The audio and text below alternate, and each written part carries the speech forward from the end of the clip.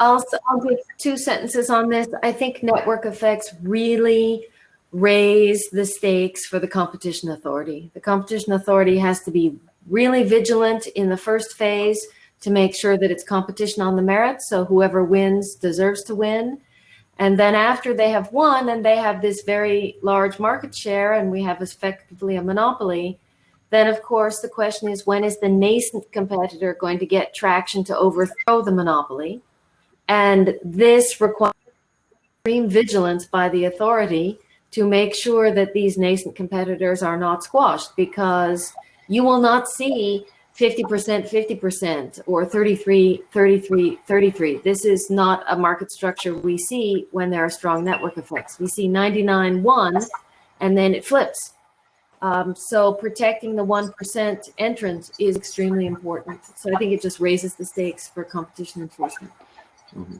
Could I just follow up on that Fiona said? I totally agree, and I think that's very important to think about. Is you call it killer acquisitions also, and so one challenge in at least some jurisdiction is the threshold levels for merger investigation. And now we have the system that we can we ask for notification of firms below the threshold level, and we can also ask particular firms about notifiers about acquisition that they make. So that's the way to try to be on the alert, and then look for these potential killer acquisitions.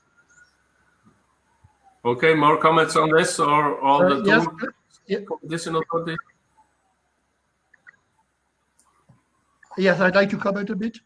The network effect is actually problematic for several reasons. One is that we just don't know how strong the network effects are, and especially at the beginning of an industry.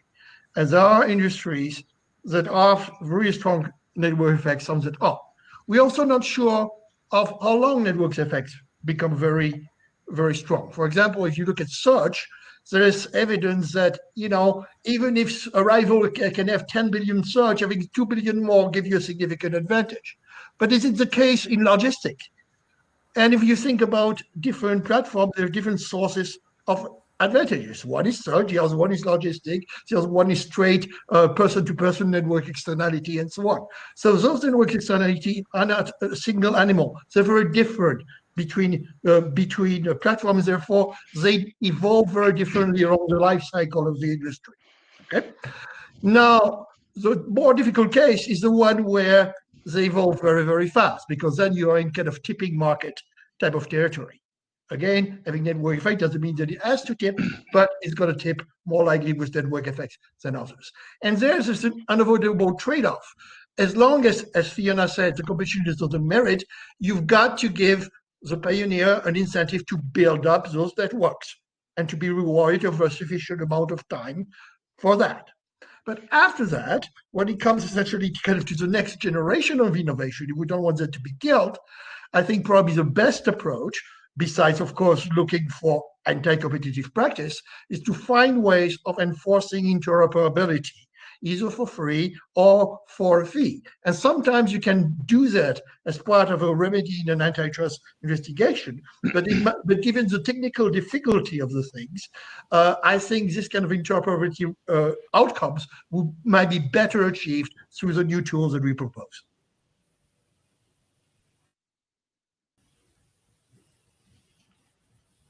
Yeah, a digital regulator could do this kind of interruption. Jump in.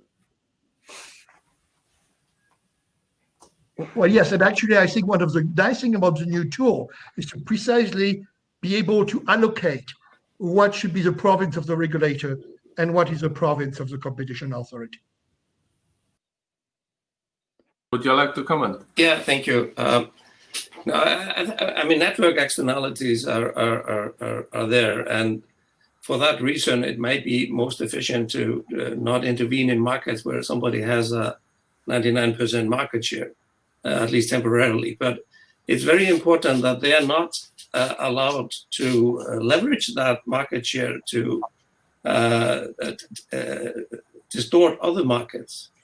And one historical case where this was stopped was the Microsoft case in the 1990s, where Microsoft had a dominant position in operating systems and office software.